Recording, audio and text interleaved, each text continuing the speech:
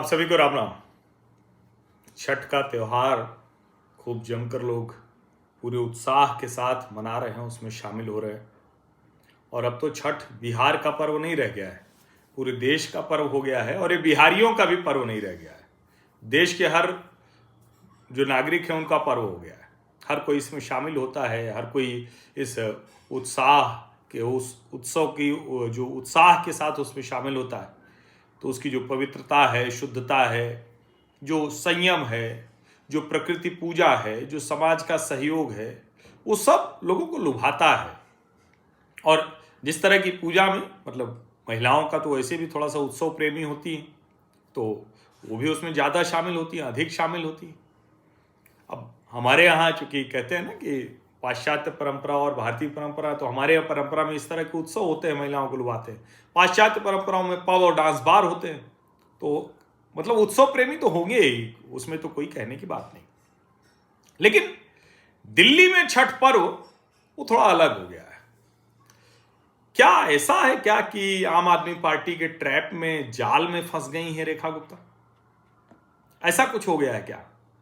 क्योंकि चर्चा बहुत हो रही है। आम आदमी पार्टी खूब आक्रामक है और कह रही यमुना क्यों नहीं साफ की, यमुना क्यों नहीं साफ की। वो दिखा रहे हैं कि देखो यहां से पानी गिर रहा है, यहां यमुना काली है, यहां गंदगी है, यहां दुर्गंध है, यहां झाग उठ रहा है। और दिल्ली सरकार की तरफ से बताया जा रहा है कि देखिए यहां यमुना साफ हो गई है, यहां स्थिति अच्छी है, यहां घाट बन गया है।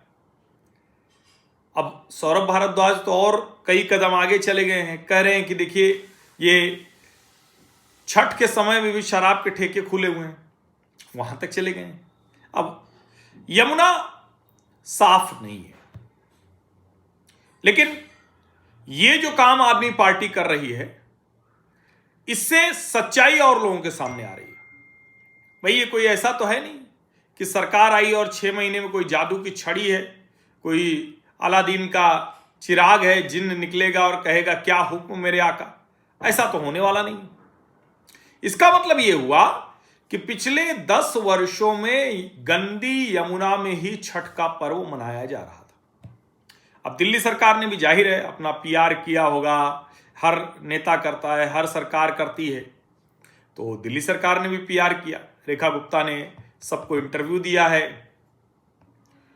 कई बड़े पत्रकारों के साथ इंटरव्यू दिया, हर टीवी चैनल को ऑफर किया था, जो भी गया हो वहां।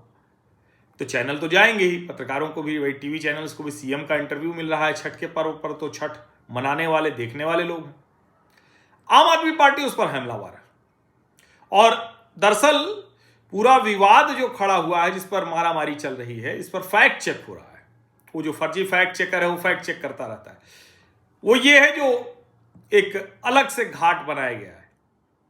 अब उसमें कई रिपोर्टर भी आ गए हैं, कह रहे हैं कि भाई देखिए तो सोनिया विहार से फिल्टर्ड गंगा जल लाया जा रहा है। रेखा गुप्ता कह रहे हैं भाई अगर हम गंगा ले आए तो हम तो भागीरथ हो गए। लेकिन कुल मिला के सवाल वही कि क्या आम आदमी पार्टी की जाल में फंस गई है रेखा गुप्ता? ऐसा लगता नहीं। ठीक है, दिल्ली सरकार को, रेखा गुप्ता को, मंत्री कपिल मिश्रा को, सबको, मनोज तिवारी भी साथ में गाते हुए जा रहे हैं, बिहार के रहने वाले हैं, बिहार से हैं। वहां पर दिख रहा है कि जो छठ व्रती हैं वो पहले से बेहतर यमुना में वो जो भी कहें पूजा कर रहे हैं, अर्घ दे रहे हैं, जो कुछ है सब कर रहे हैं। क्या यमुना का पानी साफ हो गया है? तो पीने लायक तो दूर दूर तक नहीं। नहाने लायक भी है क्या? वो भी नहीं। अभी उसमें भी बहुत संदेह है, कई जगह हो सकता है थोड़ा साफ कर दिया। जिस एक घाट पर रेखा गुप्ता इंटरव्यूज दे रही हैं बड़े बड़े चैनलों को, बड़े बड़े एंकर्स को, वो एक घाट, वो वहां प्रधानमंत्री नरेंद्र मोदी भी आ सकते हैं ऐसा कहा जा रहा है, लेकिन वो एक घाट भर नहीं है। दिल्ली सरकार ने दिल्ली में 1500 छठ घाट बनाए हैं। समझिए, 1500 छठ घाट। सब यमुना पे हैं क्या? नहीं, कतई सब यमुना पे नहीं। यमुना पर 17 घाट बनाए गए हैं।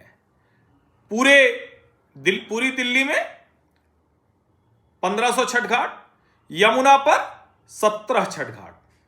और आपको एक बात और मैं बताऊं, अरविंद केजरीवाल ने एक बात कही थी कि सपरिवार छठ पर यमुना में स्नान करेंगे। सपरिवार स्नान करते करते वो मुख्यमंत्री से पूर्व मुख्यमंत्री और पूर्व मुख्यमंत्री से पूर्व विधायक भी हो गए। अब वो विधायक भी नहीं, आपको पता ही होगा। और राज्यसभा वाली कुर्सी तो बहुत बड़े कारोबारी को दे दी। अब लोग अलग अलग बात करते हैं, आरोप लगते हैं, और खैर कारोबारियों को देने का, और ठीक है भाई पार्टी चलनी है तो पैसा तो चाहिए, तो कारोबारी आएंगे, बड़े लोग आएंगे तो ठीक ही रहे। लेकिन यमुना में स्नान नहीं कर पाए। अब दिल्ली प्रदेश के अध्यक्ष बने हैं पूर्व जो मंत्री जी हैं सौरभ भारद्वाज। अब मंत्री जी पूर्व हो गए हैं, पूरी तरह से पूर्व हैं। तो उन पूर्व का संकट क्या है कि उनको दिल्ली प्रदेश का अध्यक्ष बना दिया गया। अब दिल्ली प्रदेश का अध्यक्ष बनाने का सीधा सा मतलब हुआ कि उनको कुछ न कुछ काम करना है। अब कुछ न कुछ काम करना है तो करना क्या है? विधायक भी तो नहीं रहे, ग्रेटर नोएडा से हार गए, एक्स एमएलए हो गए, तो पूर्व विधायक भी हो गए, पूर्व मंत्री भी हो गए। तो अब क्या करते हैं? वो यूट्यूबर है, वो जगह जगह जाकर रिपोर्ट कर रहे हैं। ठीक है, उस तरह से अच्छा है भाई, विपक्षी पार्टी में है तो कोई ऐसा तो है नहीं। लेकिन जब वो बार बार कहते हैं कि यमुना साफ नहीं है, यमुना साफ नहीं है, यमुना साफ नहीं है, तो लोग कह रहे हैं इसका मतलब कि जो 10 साल से दिल्ली की सरकार थी उसने कुछ काम नहीं किया और उसने अपना मैंडेट सुना दिया। मैं बार बार कहता हूं कि रेखा गुप्ता को भी इससे बचना चाहिए कि वो बताएं कि हमने कितनी बढ़िया यमुना जी अभी कर दी है। यमुना साफ करिए, प्रेस कॉन्फ्रेंस से बचिए, इंटरव्यूज से बचिए, घाट पर जाकर उस प्रदर्शन से बचिए। ठीक है, बाकी तो आपको करना ही छटका है, तो जो इंतजाम है वो बताइए। और बार बार ये कहिए कि अभी हमको ये दुख हो रहा है, हम इस दिल्ली के मुख्यमंत्री होने के नाते रोज पीड़ा महसूस कर रहे हैं कि हम यमुना जी को साफ नहीं कर पाए। हालांकि वो साफ साफ कह रहे हैं कि पीने लायक पानी नहीं।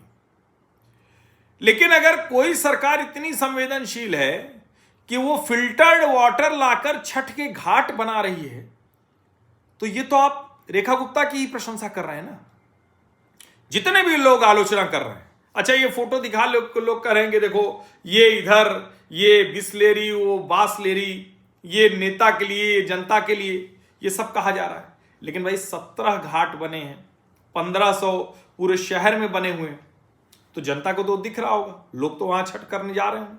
और बीजेपी की सरकार में छठ के लिए जिस तरह के इंतजाम हैं, वो तो उस पर तो कोई संदेह कोई कर नहीं रहा है।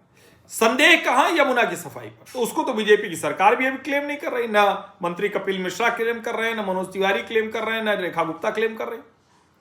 वो ये जरूर कह रहे हैं कि हम चूंकि छठ आ गई तो छठ तो होगा, तो इसके लिए हम ये व्यवस्था कर रहे हैं जिससे किसी को कोई दिक्कत ना हो, कोई बीमारी ना हो, कोई त्वचा का रोग ना हो जाए, चर्म रोग ना हो जाए, ऐसी कोई समस्या ना हो।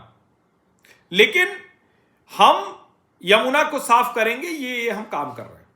रेखा गुप्ता बता भी रही हैं, और अच्छा है कि इस बहाने ये बहस होती रहे।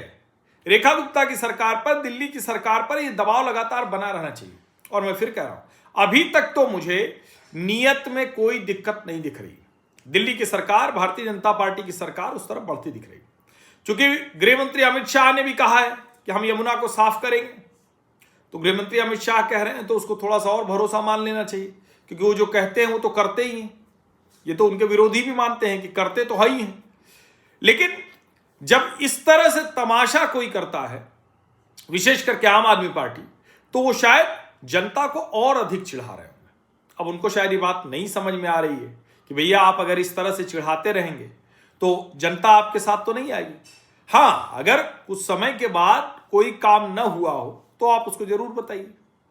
लेकिन अभी इस समय अभी 6 महीने की सरकार हुई है, और इस सरकार को, जिसको हम कहते हैं ना कि अभी इतना समय भी नहीं मिला है, यमुना की सफाई का काम तो बहुत बड़ा है, लेकिन अगर वो छठ व्रतियों के लिए अच्छे साफ पानी के घाट तैयार कर रही है तो जनता तो खुश होगी।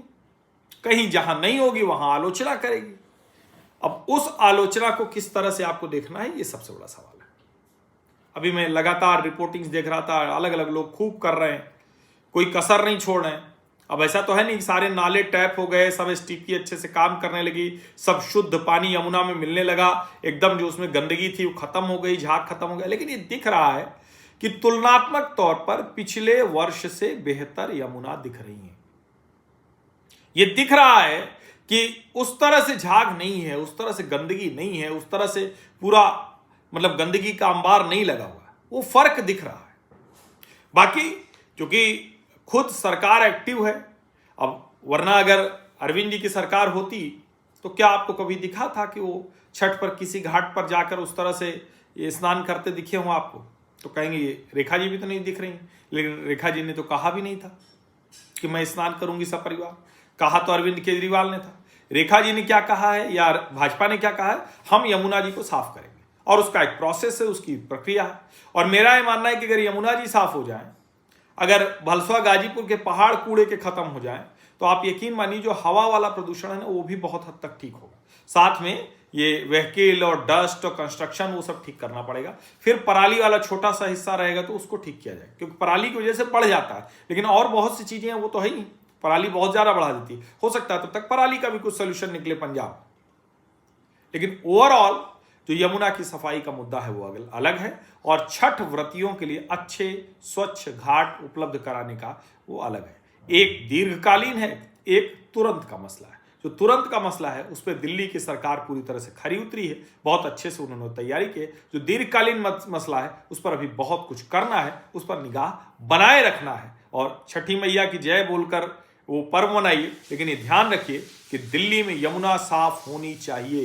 ये भारतीय जनता पार्टी की, रेखा गुप्ता सरकार की जिम्मेदारी है, और ये सवाल मजबूती से पूछते रहिए।